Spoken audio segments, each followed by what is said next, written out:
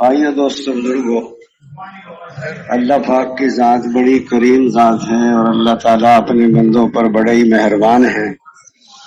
اللہ پاک نے اپنے بندوں کو کامیاب کرنے کے لیے اپنا دین عطا فرمایا ہے، اپنے احکامات نازل فرمائے ہیں، نبی کریم صلی اللہ علیہ وسلم کے طریقے عطا فرمائے ہیں۔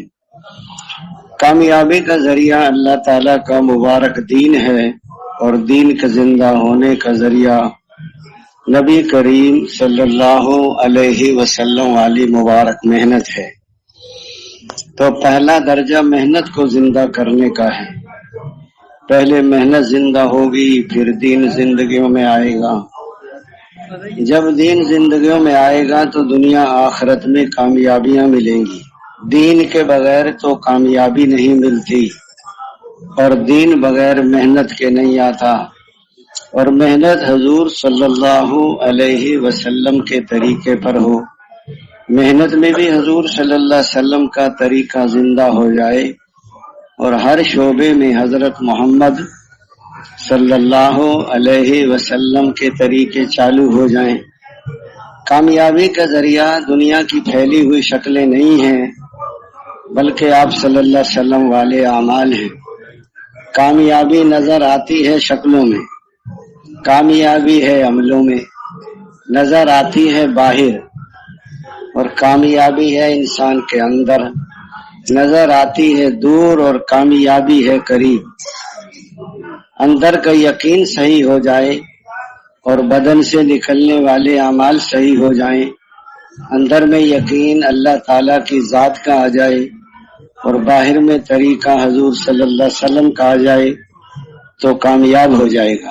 اللہ تعالیٰ نے کامیاب کرنے کے لیے باہر کی چیزوں کا محتاج نہیں بنایا۔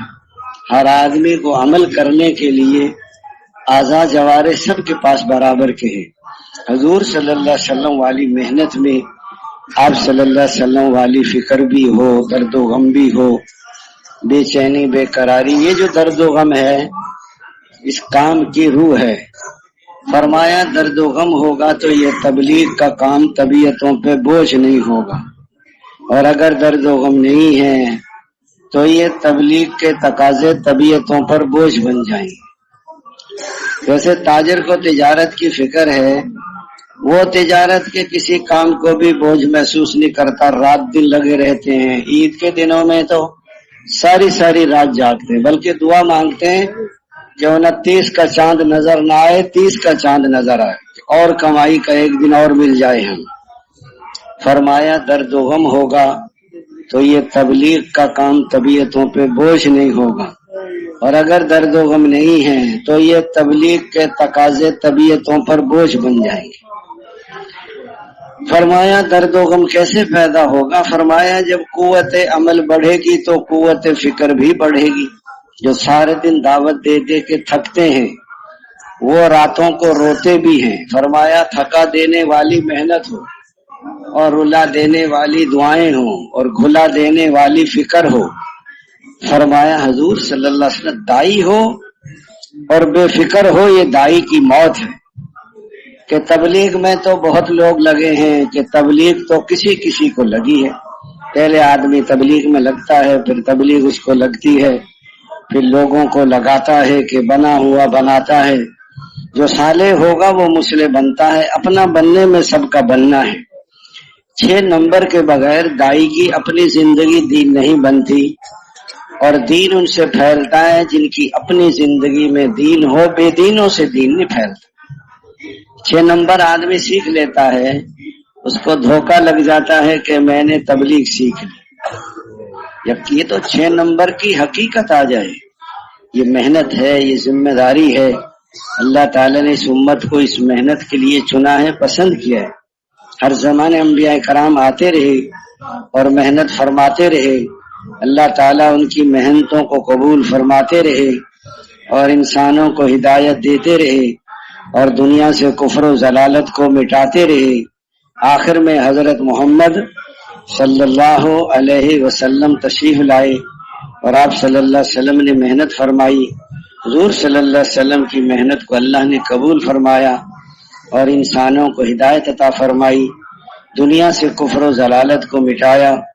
आप सल्लल्लाहु अलैहि वसल्लम इस मेहनत को, इस जिम्मेदारी को अपने उम्मत के सपुर्द करके दुनिया से तशरीफ। अब ये जिम्मेदारी हर उम्मती पर है, मर्द हो, औरत हो, बूढ़ा हो, जवान हो, पढ़ा हो, अनपढ़ हो, शहरी हो, दीन को सीखें, इस पर अमल करें, इसको सारी दुनिया में फैलाएं।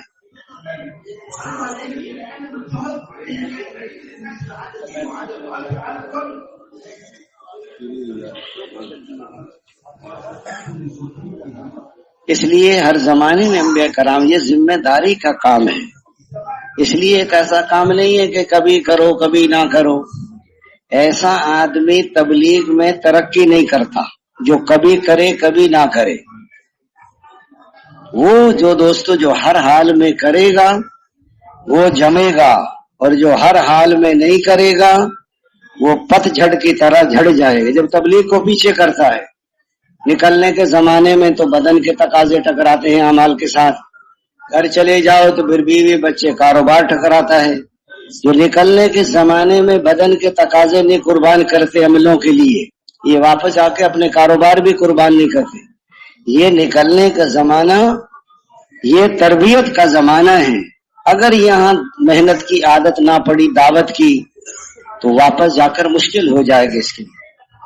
ये ऐसा काम नहीं जैसे फकीर पैसे मांगता है तो कभी देते हैं कभी नहीं देते, कभी कह देते हैं बाबा माफ करो, कह देते हैं ना फकीरों को।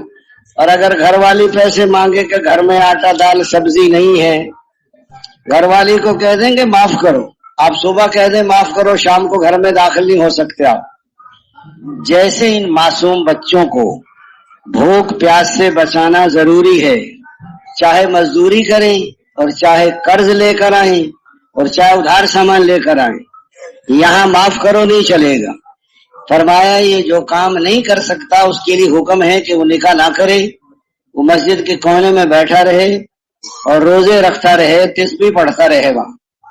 जैसे इन मासूम बच्चों को भूख प्यास से बचाना जरूरी है, ऐसे सारी इंसानियत को जहन्नम की भूख और प्यास से बचाना जरूरी है। अगर ये दीन पर ना आए, नमाजों पर ना आए, गैर मुसलमान से एक जहन्नमी को इतनी भूख लगेगी, दुनिया भर के इंसानों की भूख को जमा करो, एक जहन्नमी की भूख बढ़ जाएगी। और दुनिया भर के इंसानों की तकलीफों को जमा करो, एक जहन्नमी की तकलीफ बढ़ जाएगी। और दुनिया भर के इंसानों की जिल्लत को जमा करें, एक जहन्नमी की जिल्लत बढ़ जाएगी। मुसीबतों के पहाड़ टूटेंगे उनका, फिर लोग चीखेंगे ओ मैं बर्बाद हो गया, ओ मैं फला को अपना दोस्त ना बनाता कि उसने मुझे बर्बाद कर दिया। ये जो जिंदगियां तबलीग में बदल जाती है, इस माहौल और ये अमाल है। जमात गाड़ी में चढ़ी, जैसे जमात गाड़ी में चढ़ी तो दो मियाँ बीवी बैठे थे, पढ़े लिखे। वो कहने लगे बाबा जी तो तुम बिस्तर उठा फिर रहे हो, तुम घर बैठ के अल्लाह अल्लाह नहीं कर सकते। उसने कहा बेटा आप क्या करते हैं? उसने कहा मैं कॉलेज पढ़ाता हूँ, प्रोफेसर हूँ। और ये तेरी बीवी क्या करती है? कि ये स्कूल टीचर है, स्कूल पढ़ाती है। बाबा जी ने कहा ये बताएं आपके बच्चे स्कूल जाते हैं या घर पढ़ते हैं? बाबा जी ने प्रोफेसर को फंसा दिया 1 मिनट में। क्या बोले कि जी स्कूल जाते हैं। आप कहते हैं मैं प्रोफेसर हूँ, बीवी तेरी स्कूल मास्टर है, तुम अपने 4 बच्चों को नहीं पढ़ा सकती? बाबा जी घर में पढ़ने का माहौल नहीं होता, घर में दीन का माहौल है। उसने 1 मिनट में उसको तबलीग, ये जो आपके सर पे टोपी आ गई, आंखों में हया आ गई, दावत देने लग गए, नमाज, जो घर में नमाज नहीं पढ़ता यहाँ तहज्जुद पढ़ता है, ये माहौल है यहाँ। अगर यही दावत और तालीम और ताल्लुम और जिक्र इबादत और हुजूर वाले अगर घर में शुरू कर दिए तो घर में दीन आ जाएगा। और ये अमाल अगर मोहल्ले की मस्जिद में शुरू हो गए तो मोहल्ले में दीन आ जाएगा। बैरूनी गश्त करेंगे तो पूरे शहर में दीन आएगा। सहरोजे लगाएंगे तो बस्तियों में दीन आ जाएगा। चिल्ले 4 महीने से पूरे मुल्क में दीन आएगा और साल 7 महीने से सारी दुनिया में दीन आएगा। इसलिए सारे तकाजों पर जाना जरूरी है। फरमाया बाहर मुल्कों में काम करना आसान है बनिस्बत अपने मुल्क की, और अपने मुल्क में आसान है बनिस्बत अपने शहर की।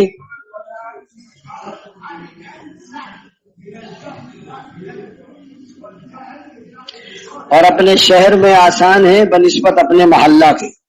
جب آپ 4 مہینے لگا کے جائیں گے نا دعوت دیں گے, پھر آپ کو پتا چلے گا کہ محلے میں کام کیسے کرنا ہوتا ہے. یہاں تو کسی کو کسی کا پتا نہیں, وہاں تو ہماری ساری بزرگی کو لوگ جانتے ہیں. اور اپنے محلے میں آسان ہے بنسبت اپنے گھر کی, اور اپنے گھر میں آسان ہے بنسبت اپنی ذات سے. اگر میں دین پہ چلنا چاہتا ہوں تو مجھے اپنے گھر میں ماحول بنانا پڑے گا. گھر والے دین پہ جب چلیں گے جب گھر میں ماحول ہو, اور گھر جب چلتا ہے جب محلے میں دین ہو, محلہ جب چلے گا جب پورے شہر میں دین ہو, اور پورا شہر جب چلے گا جب پورے ملک میں دین ہو, اور پورا ملک جب چلے گا جب ساری دنیا میں دین ہو. شروع میں تو محنت کرتے نہیں, جب بچے جوان ہو جاتے ہیں پھر کہتے ہیں بیوی سے سنت کے مطابق شادی کرو. گھر والی کہے گی آپ تو پھرتے ہیں سارے دن تبلیغ میں, آپ کو کیا پتا کیا کیا رواج چل رہے ہیں. وہ کہے گی یہ بھی کرنا ہے, اور یہ کیوں کرنا ہے کہ کرنا پڑتا ہے, آپ کو پتا نہیں ہے اور آپ کو زیادہ پریشانی ہو رہی ہے تو سہروزے میں چلے جائیں, آپ سارے کام خود کر لیں گے. جب بچے جوان ہو جاتے ہیں پھر ان کی اپنی جماعت بن جاتی ہے, ماں جو ہے وہ امیر بن جاتی ہے, بچے معمور تبلیغ والا اکیلا رہ جاتا ہے. لوگوں کو اخلاق دکھاتے ہیں اور گھر والوں کو آنکھیں دکھاتے ہیں. حضور صلی اللہ علیہ وسلم نے فرمایا تم میں سب سے زیادہ بہتر وہ ہے جو اپنے گھر والوں کے ساتھ اچھا سلوک کرے, اور میں تم میں سب سے زیادہ بہتر ہوں کہ اپنے گھر والوں کے ساتھ اچھا سلوک کرتا ہوں. عائشہ نرمی کو اختیار کرو کہ نرمی انسان کے اندر زینت پیدا کرتی ہے, اور سختی سے بچو کہ سختی انسان کو عیبدار کر دیتی ہے. اللہ تعالیٰ سب سے نفرت کرتا ہے جو سخت مزاج ہو, زیادہ کھانے والا ہو, بازاروں میں چیخنے والا ہو, رات کو مردے کی طرح پڑا سوتا رہتا ہو, اور دن کو گدھے کی طرح دنیاوی کاموں میں پھنسا رہتا ہو, دنیاوی معاملات کا جاننے والا ہو, اور آخرت کے امور میں بالکل جاہل ہو. اس لیے فرمایا حضور صلی اللہ علیہ وسلم آج گھر میں چونکہ امان نہیں, گھروں میں ماحول نہیں, گھر میں دعوت نہیں, آج گھر گھر میں لڑائی ہے. یہ کون سو رہی ہے کہ یہ میری بہو سو رہی ہے, کیوں سو رہی ہے کہ اس کا دماغ خراب ہے, اور یہ کون سو رہی ہے کہ یہ میری بیٹی سو رہی ہے, کیوں سو رہی, اس کی طبیعت خراب ہے. اپنی بیٹی کی تو طبیعت خراب ہے اور بہو کا دماغ خراب ہے. بہو ساس میں کمیاں دیکھتی ہے, ساس بہو میں کمیاں دیکھتی ہے. یہ لڑائی کا گھر ہے. بیٹی ماں میں کمیاں نہیں دیکھتی, ماں بیٹی میں نہیں دیکھتی. عائشہ فرم کہہ رہے تھے بیٹیاں اپنی امی سے, امی آپ تو اپنی بہوؤں کا بہت خیال, کہ میں نے تو بہو بنایا ہی نہیں, میں نے تو بیٹیاں بنایا ہے, میں بیٹیوں کی طرح رکھتی ہوں بہوؤں کو. اس نے کہا کہ وہ میری ماں کی طرح میری قدر کرتی. ایک آدمی سے میں نے پوچھا کہ آپ کے بچے کتنے ہیں, کہنے کہ میرے 15 بچے ہیں. کہتا ہے بیٹیاں کتنی ہیں کہ 7 ہیں, کہ بیٹے کتنے ہیں کہ 8 ہیں. میں نے اس کے قریبی رشتہ دار سے پوچھا میں کہ ان کے کتنے بچے ہیں, اس نے کہا ان کے 8 بچے ہیں. میں کہا وہ تو مجھے بتا رہا تھا 15 بچے ہیں. اس نے کہا وہ بہوؤں کو بھی بیٹیاں بنا کے رکھتے ہیں. کہتا ہے 7 تو اس کی بہو ہیں اور 8 اس کے بیٹے ہیں. اس نے کہا ایسا فرما رہے تھے عبداللہ صاحب دلی والوں, آپ تو اپنی گھر والیوں کا بہت کہنا مانتے ہو. اور کہنے کہ حاجی صاحب کہنا کیسے نہ مانے, جب آتے ہیں نا دفتر سے دکانوں سے تو دروازے پر استقبال کرتی, آئیے آئیے تشریف لائیے مرحبا. فرمایا کہ جوتے کے تسمے وہ کھولتی ہیں, پاؤں کی جرابیں وہ اتارتی ہیں, جب ہم آرام کر رہے ہوں تو بچے کو رونے نہیں دیتی, کوا بھی نہیں اڑاتی کہ نیند خراب. جب گھروں میں ایسا ماحول ہو تو گھر جنت کا نمونہ بن جاتے ہیں. حضور صلی اللہ علیہ وسلم والی محنت کے اعمال جہاں بھی شروع ہوں گے تو دین زندہ ہوگا. یہ حضور والی محنت ہے, یہ ذمہ داری ہے. نکلنے کے زمانے میں یہی اعمال ہیں, 6 نمبر ہیں. جو زیادہ محنت کرتا ہے وہ زیادہ بن جاتا ہے, جو کم محنت کرتا ہے وہ کم بنتا ہے. بعض کہتے ہیں ہمارا میٹر چل رہا ہے, یہ جو دعوت نہیں دیتے نا میٹر چلاتے ہیں یعنی ثواب مل رہا ہے, ان کا میٹر گھر جا کے بند ہو جاتا ہے. یہ حضور پاک صلی اللہ علیہ وسلم والی محنت ہے. آدمی اپنے کو دائی سمجھتا ہے, ہو سکتا ہے اللہ کی نگاہ میں دائی نہ ہو, تبلیغ والا سمجھتا ہے.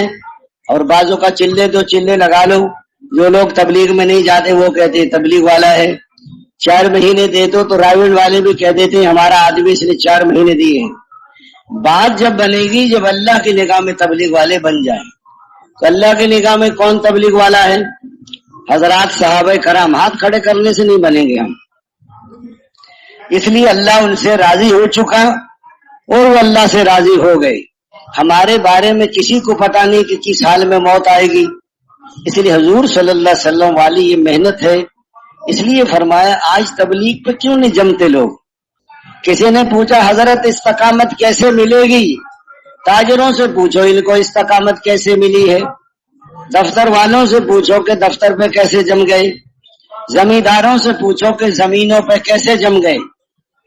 زمیندار آدمی آدھی رات کو پانی کی باری، ٹھنڈی رات، 50 سال سے زمیندارہ کر رہا، کبھی ناغا نہیں ہوا. تبلیغ میں چھوٹے چھوٹے کاموں کے پیچھے تبلیغ کے بڑے تقاضوں کو قربان کر دیتے ہیں. جہاں یقین ہوتا ہے وہاں جمتا ہے.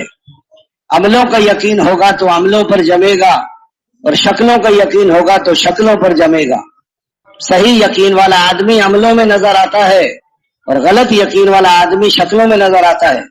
حضرت جی فرماتے تھے جب تک اندر کا باطل نہ ٹوٹے تو باہر کا باطل کیسے ٹوٹے. جب حق والوں پہ غالب نہیں ہے تو باطل والوں پر غالب کیسے آئے. جب محنت اور قربانی ہوگی دین تو بعد میں چمکے گا، اور محنت کرنے والے پہلے چمک جائیں گی. اور جب محنت اور قربانی نہیں ہوگی تو دین بعد میں مٹے گا اور محنت نہ کرنے والے پہلے مٹ جائیں گے.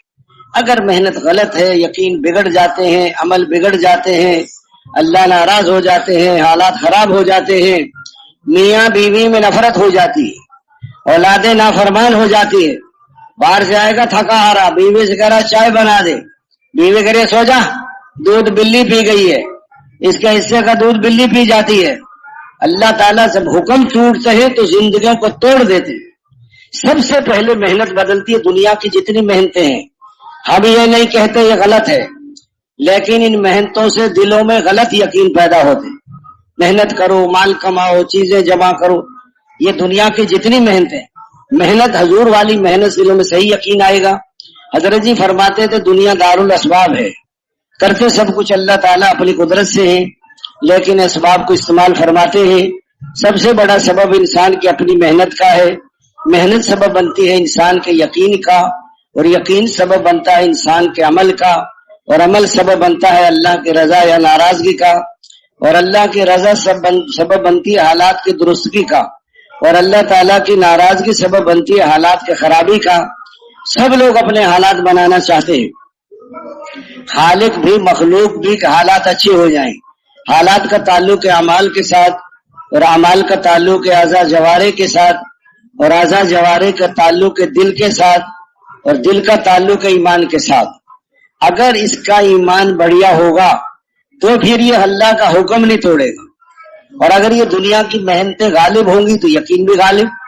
حضرات صاحب کرام 4-6 مہینے باہر پھرتے تھے، واپس آتے آدھا دن آدھی رات.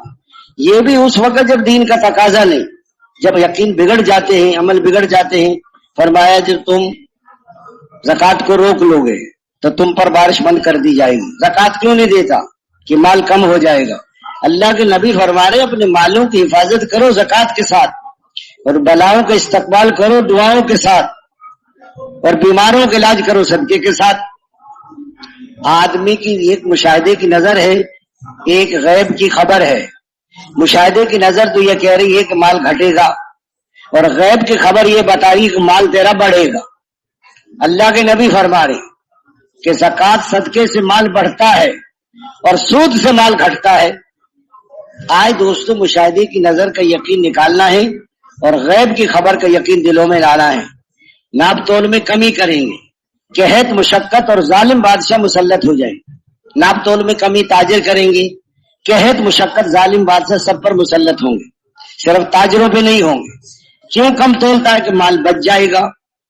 قحط مشقت ظالم بادشاہ. فرمایا جو تم اللہ کے قانون کے خلاف حکم جاری ہوں گے تو خانہ جنگی شروع ہو جائے گی، گھر گھر میں لڑائی، اموات کی کثرت، میاں بیوی میں نفرت، اولادیں نافرمان. فرمایا جب تم وعدہ خلافی کرو گے دوسری قومیں تم پر مسلط ہو جائیں گی جو تمہارے مال و متاع کو لوٹ لیں گے. اور فرمایا جب فحش بدکاری بڑھ جائے گی تو نئی نئی بیماریاں پیدا ہو جائیں گی، جیسی کرنی ویسی بھرنی. ना माने तो करके देख, और जन्नत भी है दोज़ख भी है, ना माने तो मर के देख। जब यकीन बिगड़ते हैं तो अमल बिगड़ जाते हैं। इसलिए फरमाया वक्ती तौर पर ख्वाहिशात पे चलने पे लज्जत है, आगे चढ़ के अल्लाह ताला फिर मुसीबतों में फांस देते हैं उसको। जैसे मछली पकड़ने वाला मछली पकड़ने के लिए कुंडी पे गोश्त लगा के पानी में डाल देता है, छोटी छोटी मछलियां उसके पीछे जाती हैं, बड़ी मछली समझाती है इनके पीछे न जाओ, तुम्हें ऊपर गोश्त नजर, अंदर कुंडी है, और कुंडी के पीछे धागा है, और धागे के पीछे बंदा है, और बंदे के पास छुरी कांटा है, मिर्च मसाला है, तेल कढ़ाई है। जब तू खाएगी झटका देके तेरे गले में फांस देगा, फिर तू तड़पेगी, छुरी कांटे से काटेगा, मिर्च मसाला लगाएगा, तेल कढ़ाई में भूनेगा, और 32 दांतों के नीचे चबा के तेरी हड्डियां कुत्ते के सामने फेंकेगा। बड़ी मछली तो तजर्बेकार थी, वो समझा के चली गई, और इनके मुंह में पानी आ रहा था छोटी छोटी मछलियों के देखकर। उसको करीब गई तो खाया तो मजा बहुत आया। खाते खाते कुंडी अंदर गई, बाहर वाले ने झटका देके गले में फंसा दिया। अब तड़प रही है। अब बंदा भी देखा, छुरी कांटा भी, मिर्च मसाला भी, तेल कढ़ाई भी, वो तो फिर सब नजर आ गया। जब मौत का झटका लगेगा फिर सब कुछ नजर आ जाएगा। उस वक्त का नजर आना बेकार, मौत पर तो सभी मुसलमान हो जाते हैं। फिरौन भी मान ले आया। ये तो उससे है मान वालों, मौत से पहले पहले मौत की तैयारी कर लो। जब मौत का वक्त आ जाता है तो हरगिज मोहलत नहीं मिलती। फिर आदमी कहता मैं तौबा कर लेता, मैं जिंदगी बदल लेता, मैं सदका दे देता, मैं खैरात कर देता, मैं अच्छे अमल कर लेता, मैं अल्लाह। अब पछताए क्या हो जब चिड़िया चुग गई खेत। ये मालो मता की मशगूली, अहलो अयाल की मशगूली ऐसी चीजें हैं जो आखिरत की तैयारी में कोताही का सबब बनती है। हजरत शेख लिखते हैं रंगाले न चुंदिया गुंधाले नसी, तो क्या क्या करेगी अरी दिन के दिन, न जाने बुलाले पिया किस घड़ी, तू देखा करेगी खड़ी दिन के दिन। जैसे शादी से पहले शादी की तैयारी, बारात सर पे आ गई, तैयारी बिल्कुल नहीं, मौत सर पे आ गई, कोई तैयारी नहीं।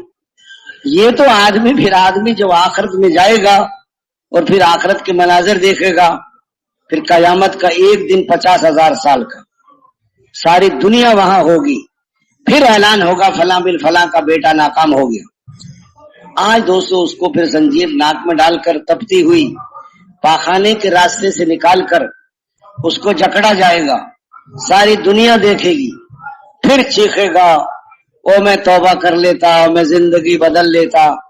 ऊंट की गर्दन के बराबर मोटी सांप, खच्चर के बराबर बिच्छू, आग का जलाना, फरिश्तों का मारना, भूख का सताना, इतनी शदीद भूखों के रक्कों कड़वा जहर खा जाएगा, उबलता हुआ खून और पी जाएगा, पता नहीं कितने मुद्दतों।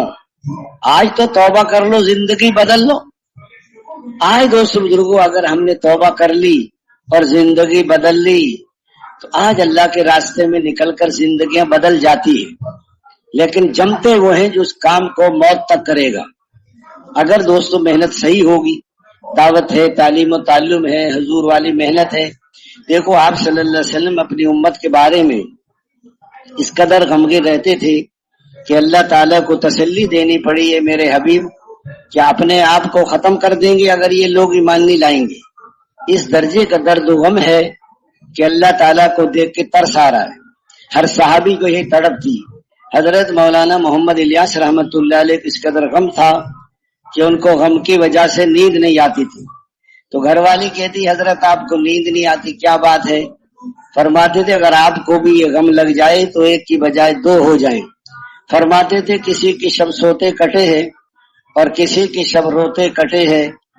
या इलाही हमारी कैसी शब है, न सोते कटे है न रोते कटे, न रोते रात गुजरती है न सोते रात गुजरती। इतना दर्दो गम। आज बताइए उनकी 20 साल की मेहनत से सारी दुनिया में कितने तबलीग वाले बन गए, कितनी मस्जिदें मदरसे सारा जमा होकर उनके नाम अमाल में जा रहा है। आज दोस्तों बुजुर्गों भाई ये मेहनत है, अगर तौबा कर लेंगे जिंदगी बदल लेंगे तो दुनिया भी बनेगी और आखिरत भी। मौत आएगी तो 500 फरिश्ते आएंगे रूह निकालने के लिए। ये पाक जिस्म की पाक रूह निकल अल्लाह के हुक्म से। अल्लाह तुझसे राजी, तू अल्लाह से राजी। जिंदगी गुजारो रमजान की तरह, तो मौत आएगी ईद के चांद की तरह। जैसे लोग ईद के चांद को देख के खुश होते हैं, अपनी मौत को देख के खुश होंगे। इसलिए 500 फरिश्ते, सबके हाथों में गुलदस्ते और रेशमी रुमाल। हर फरिश्ते की चाहत इस पाकीज़ा रूह को मैं लेकर जाऊं।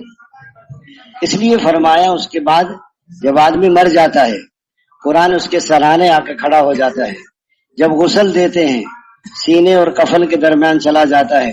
जब कब्र में उतारते हैं तो हसीन नौजवान की सूरत में साथ जाएगा और फरिश्ते कहते हैं कि तुम हट जाओ, हमने तो सवाल करने हैं। उसने कहा मैं इसको नहीं छोड़ सकता कि ये मेरा साथी। आज बताइए, आप 4 महीने के लिए बीवी कह रही है मेरा तो दिल ही नहीं लगता तेरे बगैर, तू कहाँ जा रहा है 4 महीने में। उसे कहो कब्र में चली जाए आपके साथ। कभी कोई भी नहीं जाता। ये बाहर बाहर से सब मोहब्बतें जताते हैं, कब्र में तो कुरान जाएगा, अमाल जाएंगे, ये अल्लाह का रास्ता जाएगा। फिर दोस्तों कयामत का दिन होगा। फरमाया पूरी दुनिया से 10 गुना बड़ी जन्नत। दुनिया में तकरीबन 195 मुल्क हैं, इससे 2000 मुल्कों के बराबर तो जन्नत का रकबा मिलेगा। एक एक महल जिसमें 70 हजार कमरे और हर कमरे के 70,000 दरवाजे और हर दरवाजे पर 70,000 फरिश्ते सलाम करेंगे। कालीनें बिछी होंगी, पर्दे पड़े होंगे और गोश्त भुने होंगे और फल पके होंगे। दूध शहद की नहरें होंगी। हमेशा की जवानी होगी, हमेशा की सेहत मिलेगी। अल्लाह का दीदार होगा। हजूर सल्लल्लाहु अलैहि वसल्लम का पड़ोस मिलेगा। फरमाया एक एक महल में मसेरियां, सोने चांदी के बने मकानात। और ऐसी फरमाया हूरें जो मुर्दा से बात करे तो जिंदा हो जाए और कड़वे समंदर में थूके तो मीठा हो जाए। बताओ जिसका थूक इतना मीठा है वो खुद कितनी मीठी होगी। बताओ एक बीवी के पीछे सारी जिंदगी लगा दी, वो भी राजी नहीं होती कि मैंने तेरे घर में सुख नहीं देखा आज तक। हमेशा की जवानियां, हमेशा की सेहत। जन्नत में ऐसे दरख्त हैं जो नीचे से निकलेंगे सोने के घोड़े और ऊपर से निकलेंगे कपड़ों के जोड़े।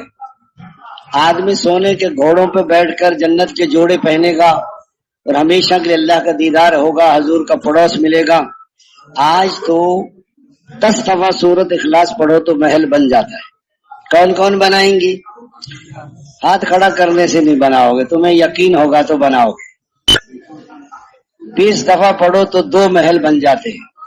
30 दफा पढ़ो तो 3 बन जाते हैं। किसी का बच्चा मर जाए, अल्लाह ताला फरमाते मेरे फरिश्तों मेरे बंदे के बच्चे की जान निकाल ली कि अल्लाह निकाली। उसने क्या किया कि उसने सब्र किया, उसने जन्नत में महल बना दो, उस पर बैतुल हम्द लिख दो।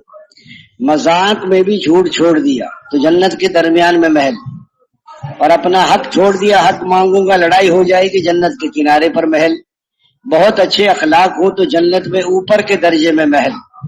फरमाया आप 12 सुन्नतें जो रोज पढ़ते हैं इस पर भी रोजाना महल बनता है। आप किसी की इयादत के लिए जा रहे हैं या मुलाकात के लिए जा रहे हैं, एक फरिश्ता पुकार कर तेरा चलना मुबारक, तूने जन्नत में अपना ठिकाना बना लिया। मस्जिद बन रही, हुजूर ने जब मस्जिद नबी बनाने का इरादा किया, फरमाया जो मस्जिद बनाएगा अल्लाह ताला उसके जन्नत में महल बनाएंगे। औरतों ने अर्ज किया या रसूल हम बनाएंगे, और मर्दों ने अर्ज किया या रसूल हम बनाएंगे। फरमाया दिन को मर्द बनाएंगे, रात को औरतें बनाएंगी। सबको यकीन था कि महल बन जाएगा। एक दिन एक आदमी मकान बना बना कर बेचता था, तो उसने जो बड़ा काम करने वाला था ना, जो बड़ा मिस्त्री, उसने कहा ठेकेदार साहब मैं बूढ़ा हो गया हूं, मैं मकान नहीं बना सकता। उसने कहा ये 10 मरले का मकान है, ये तुम बना दो फिर जाओ। खैर उसने 1-2 महीने में वो तैयार हो गया। उसने कहा ठेकेदार साहब ये मकान की चाबी पकड़ो और ये मकान। उसने कहा भाई ये मकान आपको हदिया है। वो मिस्त्री सर पकड़ के बैठ गया कि तू मुझे पहले बता देता कि तेरा है तो मैं कैसा बनाता उसको।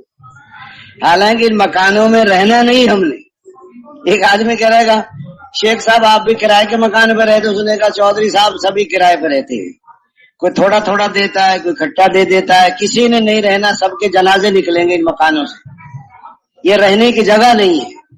आए दोस्तों बुजुर्गों भाइयों, यकीन बदल जाएं, तरीके बदल जाएं, अल्लाह ताला के खालिक होने का यकीन आ जाए, उसके मालिक होने का यकीन आ जाए। सारी दुनिया मिलकर एक लंगड़े मच्छर के टेढ़े पर को सीधा नहीं कर सकते, کو घास के तिनके को बना नहीं सकता, को बने हुए को तोड़ नहीं सकता, को टूटे हो। फरमाया क्या तुम पैदा करते हो या हम पैदा करते हैं, या बारिश तुम बरसाते हो या बारिश हम बरसाते हैं, या खेती तुम उगाते हो या खेती हम हो।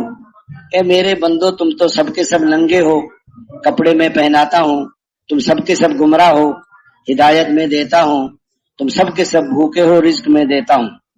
फरमाया दोस्तों बुजुर्गों भाइयों, सारी दुनिया मिलकर जर्रे के बराबर बना नहीं सकते। जरा बाजू में ताकत आ गई, मौलवी साहब आपको तो मिल जाता है, हम तो कमा कर जरा पीछे चले जाएं जब माँ की गोद में पेशाब पाखाना निकल जाता था, और पीछे जाएं जब नापाक खून खुराक था, और पीछे चले जाएं जब सब्जी और गल्लों में फैले हुए थे, और पीछे जाएं तो जमीन के जर्रात में, सूरज की छांव में, चांद की किरणों में, हवाओं की लहरों में, खाद की गंदगी में, बारिश के कतरात में, जमीन के जर्रात में, सूरज की छांव में, खाद की गंदगी में इंसान फैला हुआ था। देखने सुनने वाला हमने बनाया। अल्लाह ताला बारिश को बरसाते हैं, फिर खेतियों को उगाते हैं, फिर माँ बाप खाते हैं, फिर पानी पर तस्वीर बना है। दुनिया में कोई मुसव्वर जो पानी पर तस्वीर बनाए? जमा हुआ खून, फिर गोश्त का लोथड़ा, लोथड़े में हड्डियां, और हड्डियों पर गोश्त, और गोश्त। एक दिन के बच्चे को दूध पीना कौन सिखाता? सारी दुनिया की माएं मिल जाएं, एक दिन के बच्चे को दूध पीना नहीं सिखा सकती।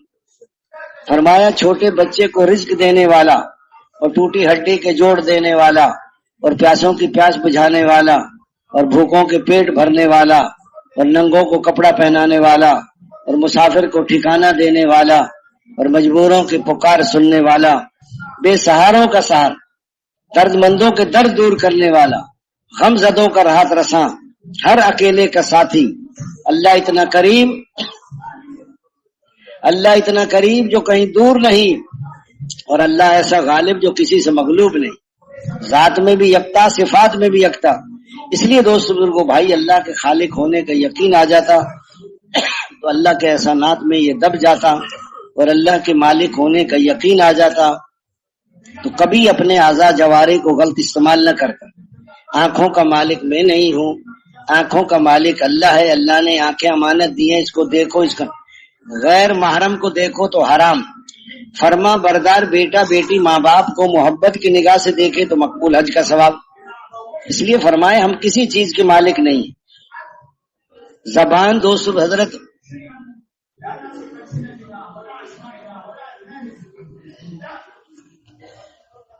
हम किसी चीज के मालिक नहीं है। आंखों का मालिक अल्लाह है, जबान के मालिक कि ये बोलो या ना बोलो। हजरत अबू दुजाना रजी अल्लाह अन्हु बीमार थे।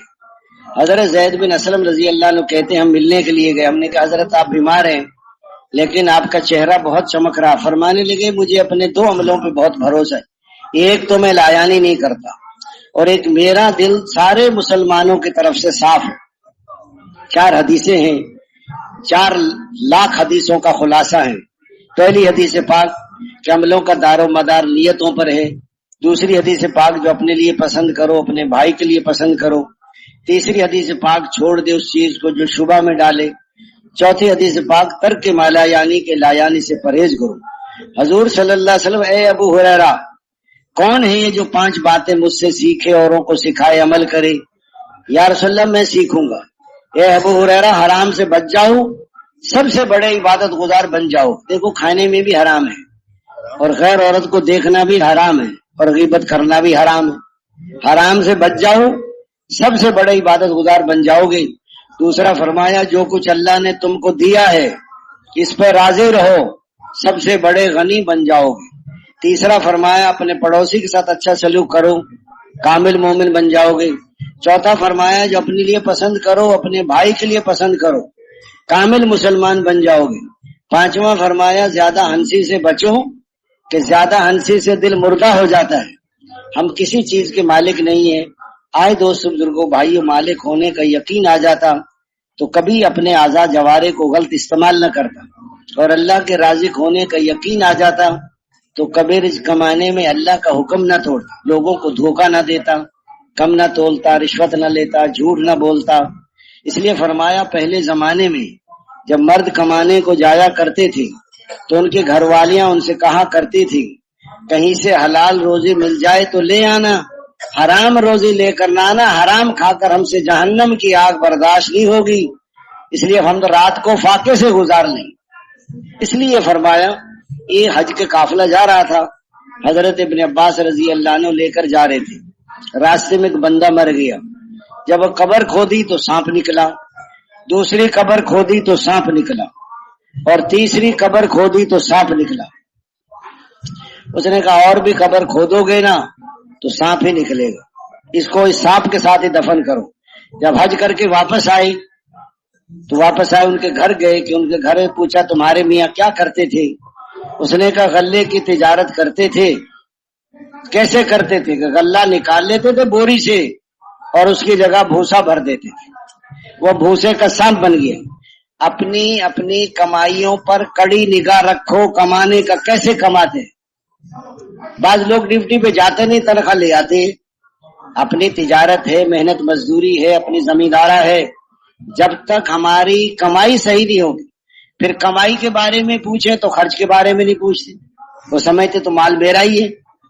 20 لاکھ کی گاڑی اور پھر جو ہے وہ 50 لاکھ کی گاڑی، پھر ایک حضرات صحابہ کرام نے زندگیوں کو سمیٹا ہے، قناعت کی زندگیاں گزاری ہیں انہوں نے، ایسے دنیا میں دین نہیں پھیلا۔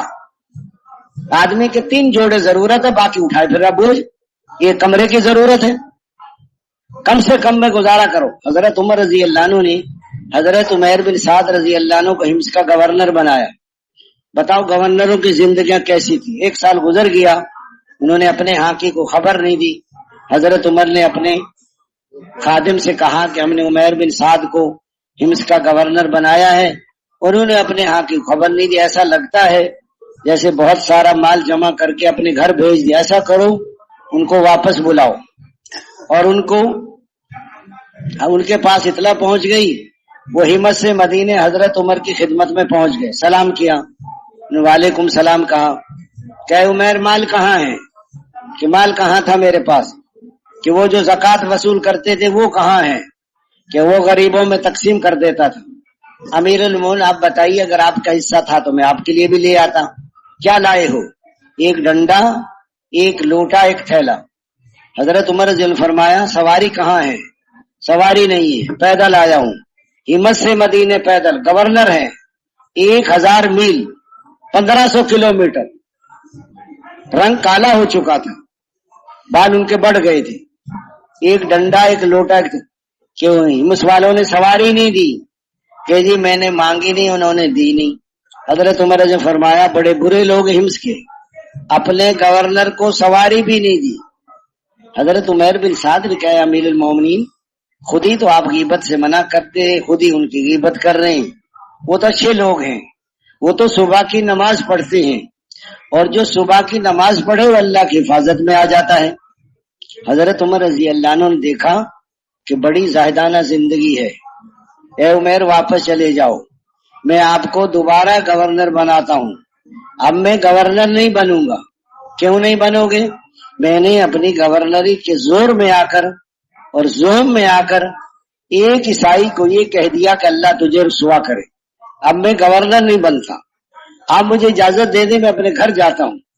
مدینے سے 3-4 میل دور ایک بستی ان کا گھر تھا، اجازت لے کر اپنے گھر چلے گئے۔ حضرت عمر رضی اللہ عنہ نے حضرت حارث رضی اللہ عنہ کو بلایا، اے حارث عمیر بن سعد رضی اللہ عنہ کے گھر جاؤ اور ان کے گھر جا کر مہمان بنو اور تحقیق کرو، ہو سکتا ہے انہوں نے مال کسی اور راستے سے بھیج دیا ہو۔ اگر ان کے گھر میں مال و دولت فراوانی ہو تو مجھے آ کے بتا دینا، اور اگر ان کے گھر میں فقر و فاقہ تنگی ہو تو یہ 100 درہم دینار ان کو دے دینا۔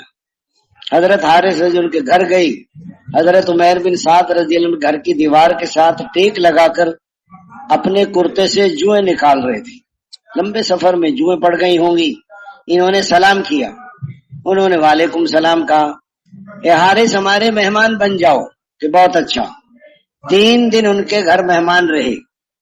3 دن کے بعد حضرت عمیر بن سعد نے کہا حارث 3 دن سے سارے گھر والے بھوکے ہیں، اتنا ہی کھانا ہوتا ہے جو ہم آپ کو کھلا دیتے ہیں، اور 3 دن سے زیادہ ہم سے فاقہ نہیں برداشت ہوتا۔ مہمان کی مہمانی 3 دن ہوتی ہے، 4تھے دن میزبان کا مہمان پر احسان اس کے ذمے نہیں ہوتا، جب وہ جانے لگے کہا کہ یہ 100 درہم دیا حضرت عمر نے، ہمیں ضرورت نہیں، لے لو کہ نہیں، لے لو کہ نہیں۔ اندر سے بیوی نے آواز دی کہ لے لو۔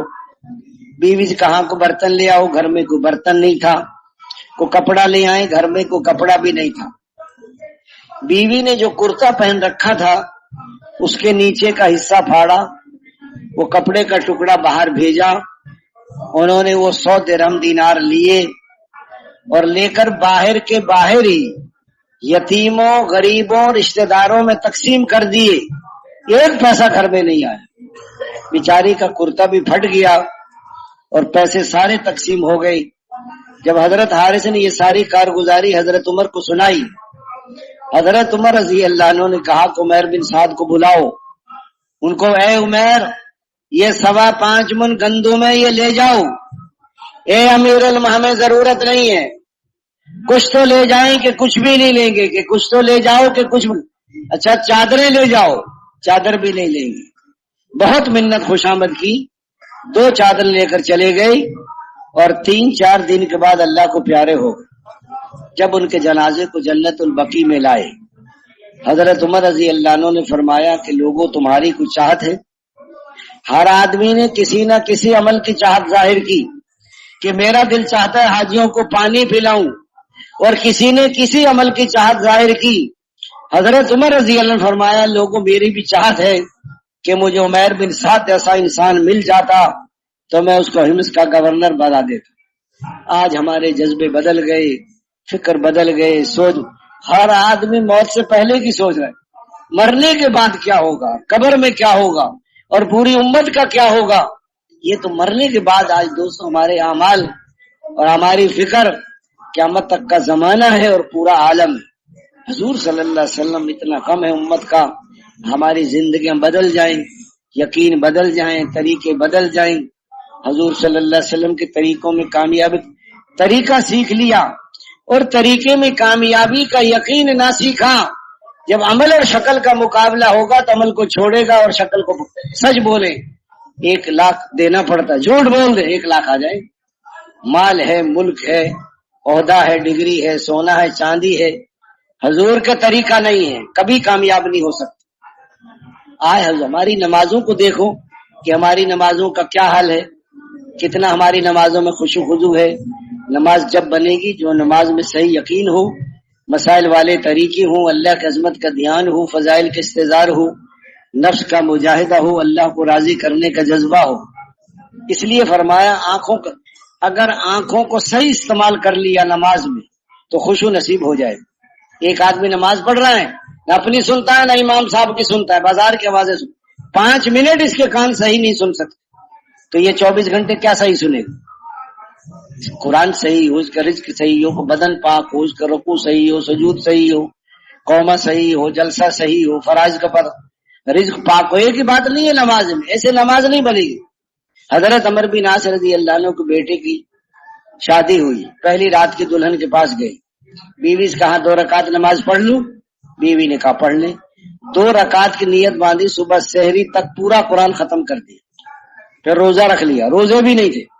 اگلے دن پھر بیوی کے پاس گئی کہ 2 رکعت نماز پڑھ لوں؟ بیوی نے کہا پڑھ لیں۔ 2 رکعت کی نیت باندھی، صبح سحری تک پورا قرآن ختم۔ تیسرے دن سسر نے پوچھا بہو سے بیٹے کو کیسا پایا؟ بہو نے بتا دیا بیٹا بڑا لے کہ ساری رات نماز پڑھتا ہے، سارے دن روزہ، حالانکہ روزوں کا مہینہ نہیں تھا۔ حضور صلی اللہ علیہ وسلم کے پاس لے کر گئی تو میری بیوی کا بھی حق ہے اور تیرے بتاؤ کیسی نماز تھی؟ ہماری نمازوں کا کیا حال ہے؟ اللہ کے وعدے تو نمازوں کی حقیقت پر پورے ہوں گے۔ ہم جو نماز بھی چھوڑ گئے، یا تو عالم بنو یا طالب علم بنو، یا علم کو توجہ سے سننے والے بنو، یا علم اور علم والوں سے محبت کرنے والے بنو، اور 5ویں قسم کے نہ بنو ورنہ ہلاک ہو جاؤ گے۔ علم کے بغیر آدمی اللہ کو بھی نہیں پہچان سکے۔ علم بڑی دولت ہے، اس کو یاد کرنا تسبیح کے برابر، مطالعہ کرنا روزوں کے برابر، یہ حضور والی محنت ہے۔ اس میں اللہ تعالیٰ دوستوں بزرگوں بھائی جب محنت کرتے ہیں تو فرمایا اپنے علم میں سے اللہ علم دیتے اور اپنے علم میں سے اللہ تعالیٰ علم دیتے ہیں۔ اس لیے فرمایا ایک نوجوان کہنے لگا کہ بابا جی تبلیغ والے باتیں بہت کرتے ہیں۔ اس نے کہا بیٹا پہلے باتیں ہوتی ہیں پھر حقیقت بھی آ جاتی ہے۔ کہ کیسے آتی ہے؟ کہ آپ کے دنیا میں آنے سے پہلے آپ کے دادا جان اور آپ کے نانا جان نے تمہاری امی اور ابو کی شادی کے متعلق پہلے باتیں ہوئی ہیں، پھر نکاح ہوا ہے، پھر رخصتی ہوئی ہے، پھر آپ دنیا میں آئے. اگر وہ باتیں نہ کرتے تو آپ بھی باتیں نہ کر رہے ہوتے. پہلے علم آتا ہے پھر عمل آتا ہے، لیکن یاد رکھنا علم ہے عمل نہیں ہے تو ناکام ہو جائیں گا، اور عمل ہے علم نہیں ہے یہ بھی ناکام ہے، اور علم بھی عمل بھی ہے یقین نہیں ہے تو چل نہیں سکتا، اور اخلاص نہیں ہے تو قبول نہیں ہوتا. بعض لوگ جنت میں جا رہے ہوں گے، بعض آپ کیوں جہنم میں جا رہے ہو؟ ہم تو تمہاری باتوں پر ہی عمل کر کے جنت میں جا رہے ہیں کہ تمہیں تو دعوت دیتے تھے خود عمل نہیں کرتے تھے. بعض لوگ عرب کے پہاڑوں جیسے اعمال لے کر حاضر ہوں گے لیکن جہنم میں پھینکے جائیں گے. یا رسول اللہ یہ کیوں پھینکے جائیں گے؟ کہ جب مال آتا تھا تو مال پہ ٹوٹ پڑتے تھے، نہ دیکھتے تھے حلال نہ دیکھا حرام، نہ دیکھا جائز نہ دیکھا ناجائز.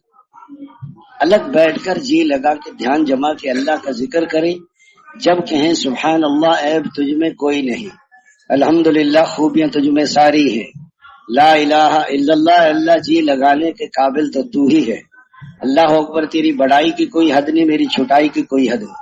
حضور صلی اللہ علیہ وسلم پر محبت اور احسانات کے ساتھ درود پاک. حضرت ابی بن کعب نے عرض کیا یا رسول اللہ میں کتنی دیر درود شریف پڑھوں؟ جو میں ذکر اذکار کرتا ہوں چوتھائی وقت درود شریف پڑھ لیا کرو.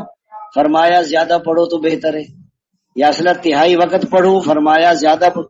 یا آدھا وقت درود شریف پڑھوں؟ فرمایا زیادہ پڑھو تو یا اصلا سارا وقت درود شریف پڑھوں؟ کہ سارا وقت درود شریف پڑھو گے سارے ہم اور سارے غم ختم ہو جائیں گے اور اللہ تعالیٰ اس کی ہر حاجت پوری کرے. بعض کام نہیں ہوتے، ان کے نہ ہونے میں بندے کا فائدہ ہے. ایک آدمی باہر ملکوں میں کمانے کے لیے جا رہا تھا، 10 سال کا ویزا ٹکٹ پاسپورٹ اس کے بیگ میں، استنجے خانے میں گیا، بیگ چور لے کے بھاگ گیا، اسی میں ٹکٹ اسی میں پاسپورٹ. اب ایک ایک من کی گالیاں دے رہا ہے چور کو. جہاز تو چلا گیا لیکن وہ جہاز آ کے سمندر میں گر گیا، سب مسافر مر گئے. اب چور کو دعائیں دے اللہ بھلا کرے چور کا، وہ چوری نہ کرتا میں تو مر جاتا. اللہ کے ہر فیصلے پہ راضی ہو جانا یہ ایمان والوں. حضور صلی اللہ علیہ وسلم کچھ لوگ آئے، تمہارے پاس ایمان کی کیا علامات ہیں؟ یا رسول اللہ 5 کا آپ نے ہمیں حکم دیا ہے، یہ ایمان مفصل ہے، امنت باللہ و ملائکتہ و کتبہ و رسلہ والیوم الآخر والقدر خیرہ و شرہ ومن اللہ تعالی والبعث. 5 پہ ہمارا عمل ہے، کلمہ، نماز، روزہ، زکوٰۃ. 5 ایمانی علامات ہمارے پاس زمانہ جاہلیت سے. وہ کیا ہیں؟ تنگی میں صبر کرتے، تنگی آ جائے تو فراخی میں شکر کرتے. نمبر 3 دشمن کا مقابلہ جم کے کرتے. نمبر 4 اللہ کے ہر فیصلے پہ راضی ہو جاتے. نمبر 5 دشمن کو بھی تکلیف میں دیکھ کے خوش نہیں ہوتے. ہمارا تو حقیقی بھائی ہو نا، ہماری ناراضگی ہو اور کسی تکلیف میں مبتلا، ہم کہتے ہیں اس کو صحیح رگڑا لگ رہا ہے اور لگنا چاہیے.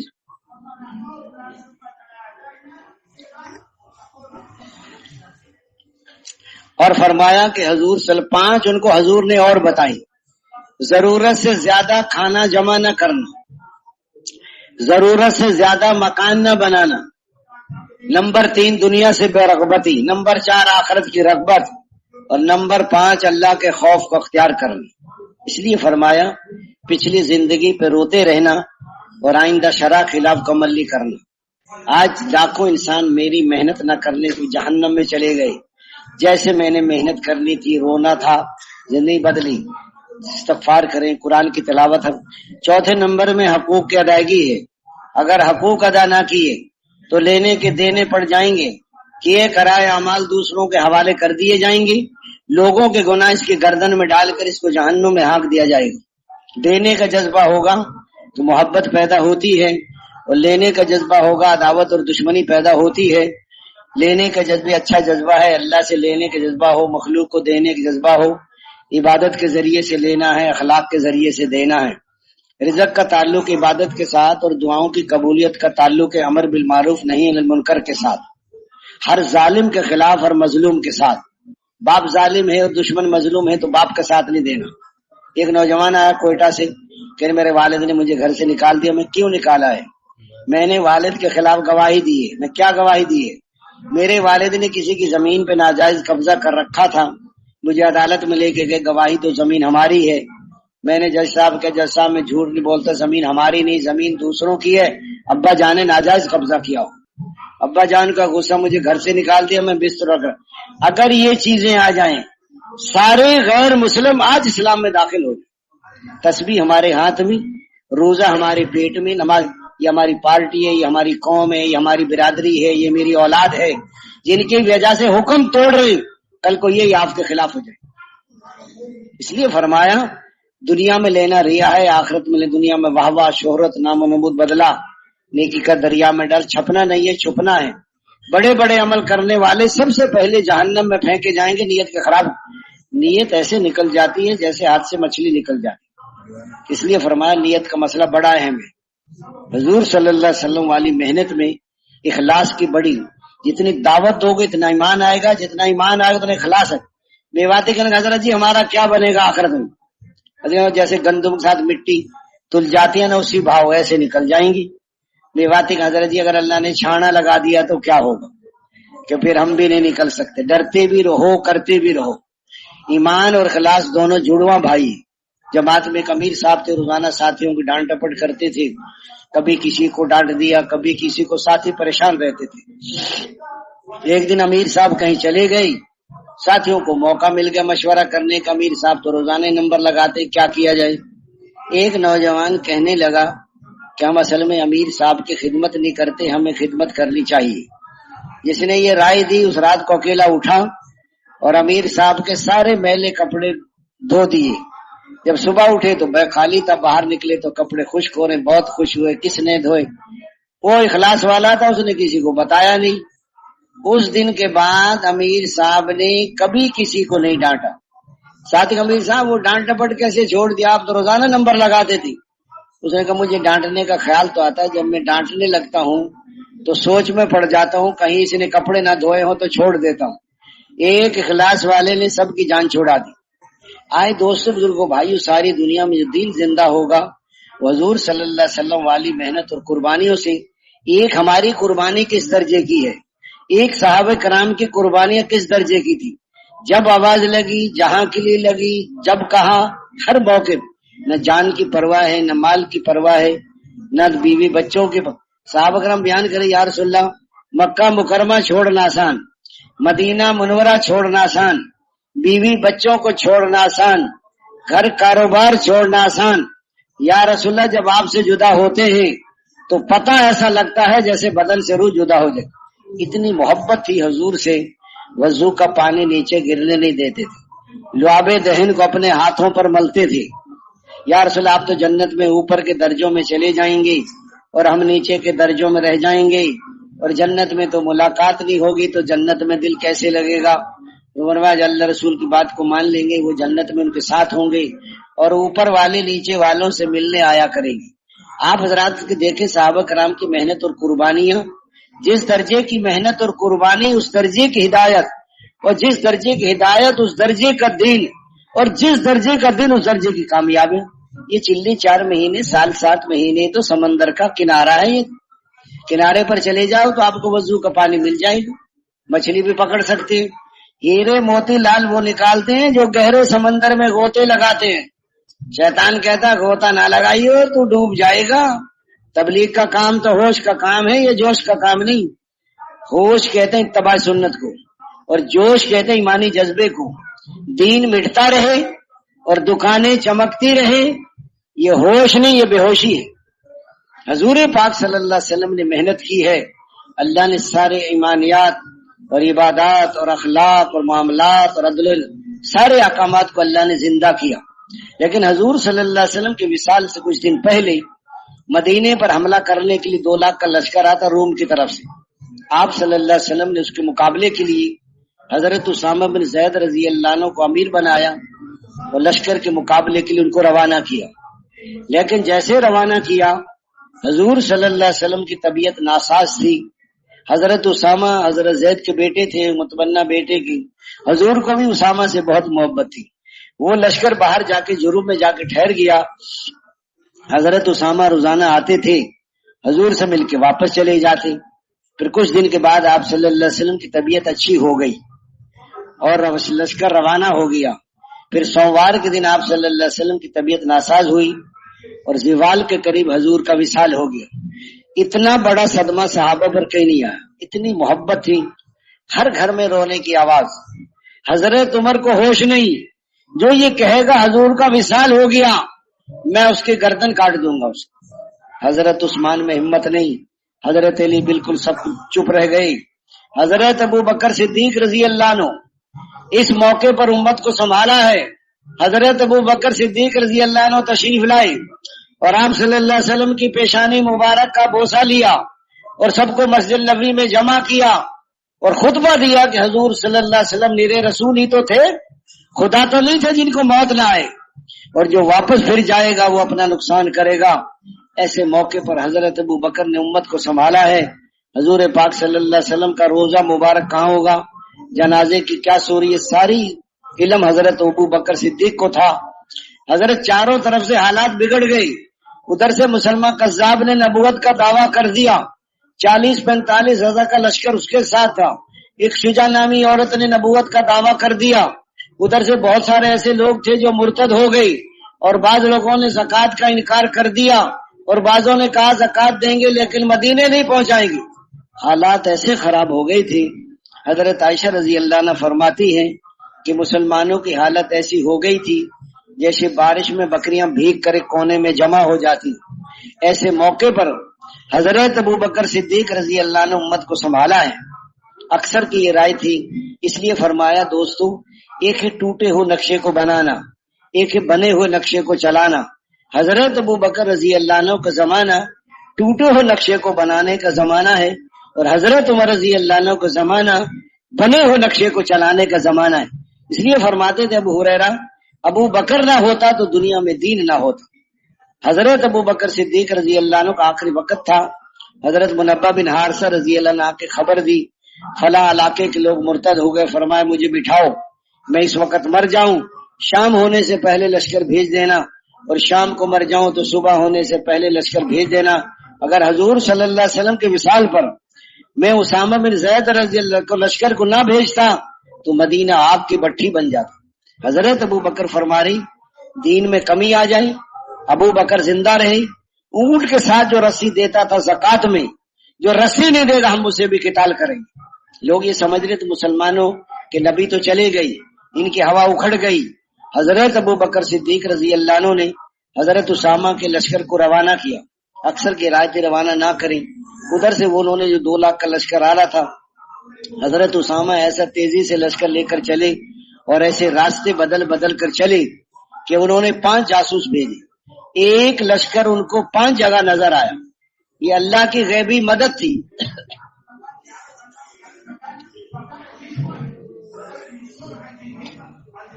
وہ دیکھا انہوں نے کہ 5 لشکر تو 5 نظر آئے، باقی جو 400-500 کے قریب بچے، حضرت ابو بکر خود امیر بن کر بستی میں پہنچے، ان سے لڑائی کی، انہوں نے توبہ کی، زکوٰۃ کا اقرار کیا، اور اس کے بعد ظہر کہیں اور پڑی، مغرب کہیں اور پڑی، فجر کہیں اور پڑی، عصر۔ 3 دن کے اندر اندر پورے مدینے کے ارد گرد یہ ہوا پھیل گئی، ارے مسلمان تو اسی طاقت کے ساتھ ہیں جیسے پہلے تھی۔ وہ یہ سمجھ رہے کہ حضرت ابو بکر رضی اللہ عنہ کا زمانہ ایسے موقع پر امت کو سنبھالا ہے، اور پھر جو ہے یہ سارے فتنے۔ اس لیے فرمایا ایک نشر دین ہے، اور ایک نقص دین ہے، ایک اشاعت دین ہے، ایک حفاظت دین ہے۔ اگر مسلمانوں کی زندگی سے دین نکلا جیسے حضور کے وصال پر، ایسے موقع پر تو 100% کو حضرت ابو بکر نے نکال دیا۔ مسجد میں مدینے میں کوئی بالغ مرد نہیں، ان کو ادھر بھیجا، 4-5 قریب سارے یہ ترتیب، پھر سب نے مل کے مسلمان قذاب کا مقابلہ کیا۔ شجاع نامی عورت تھی، وہ تو اسلام میں داخل ہوگی، توبہ کی، پھر سخت مقابلہ ہوا۔ حضرت ابو بکر واپس تشریف لے آئے، حضرت خالد بن ولید رضی اللہ عنہ کو امیر بنایا۔ مسلمان قذاب سے سخت لڑائی ہوئی لیکن شکست نہیں ہوئی۔ پھر حضرت خالد نے الگ الگ قبیلوں کو دری، انصار کہنے لگے 450-500 کے قریب تھے کہ ہمیں الگ کر دو، ہم الگ۔ پھر سخت گھمسان کی لڑائی ہوئی، وہ لوگ قلعے میں بند ہو گئے، اندر داخل ہونے کا راستہ نہیں تھا۔ حضرت برا بن مالک نے کہا ایک آدمی کو قلعے کی دیوار کے اوپر سے پھینکو۔ کس کو پھینکے؟ کہ مجھے پھینکو۔ کیسے پھینکی؟ بڑا قد کا اونٹ لاؤ، اس پہ ایک آدمی کو بٹھاؤ، اس پہ ڈھال رکھو، اس پہ میں بیٹھوں گا اور قلعے کی دیوار پہ چڑھوں گا اپنے کو. وہ بیان کرتے ہیں جب میں نے اپنے کو گرایا ایک وقت میں 40 تلواریں پڑی میرے، لڑتے لڑتے دروازہ کھول دیا اور فرمایا 10 آدمیوں کو قتل کر دیا. صحابہ کرام داخل ہو گئے، مسلمہ قذاب قتل ہوا اور وحشی رضی اللہ نیزہ مارا. اللہ تعالیٰ نے 1.5-2 مہینے میں سارے فتنے ختم ہو گئے. جو حضور کے زمانے میں فضا تھی 1.5-2 مہینے کی محنت پر اللہ تعالیٰ نے یہ ساری فضا بنا دی. آج ہماری محنت معمولی درجے کی ہے. یہ چلے 4 مہینے 200 حضرات صحابہ کرام کی آوازیں لگی ہیں. جب کہا جہاں کے لیے آج موقع ہے، کل کو موقع نہیں ہوگا. پکی ہوئی فصلوں کو چھوڑ کے صحابہ کرام نکلے. کہا منافقوں نے کہاں جا رہے ہو؟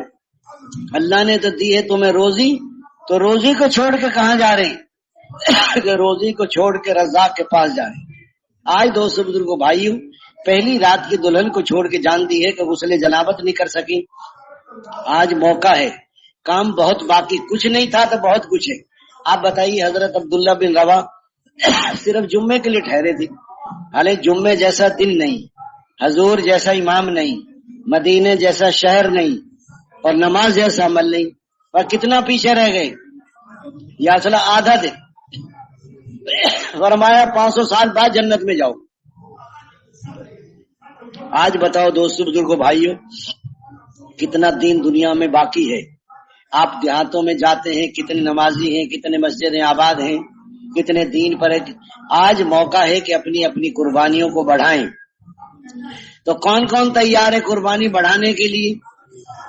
پہلے تو وہ کھڑے ہو جائیں کہ جن کے ابھی تک 4 مہینے نہیں لگے، کہ ہم 4 مہینے لگا کے اپنے پاؤں پہ کھڑے ہو جائیں، لگا کر جائیں گے. جن کے نہیں لگے تشریف رکھ جائیں، آپ بیٹھ جائیں. اب وہ فرمائے بیٹھ جائیں کہ جن کے 4 مہینے لگ گئے، 2 چلے بھی ہو گئے، اور وہ جو ہے بیرون کے لیے 1 سال مقامی کام، باہر ملکوں میں جانے والے سال 7 مہینے والے کھڑے ہو جائیں. 25 سال عمر بھی ہو، شادی شدہ بھی ہو، اس کے لیے. اور اندرون سال میں کون کون تیار ہے؟ اور ہر سال کے 4 مہینے والے. آج دوستو بزرگوں بھائیوں، اگر محنت اور قربانی بڑھائیں گے تو اللہ عمومی ہدایت کے فیصلے جلدی فرما دیں گے. تو ہر تیار ہے، جہاں بھیج دیں، جس کے ساتھ بھیج دیں، جب بھیج دیں، تیار ہے سب.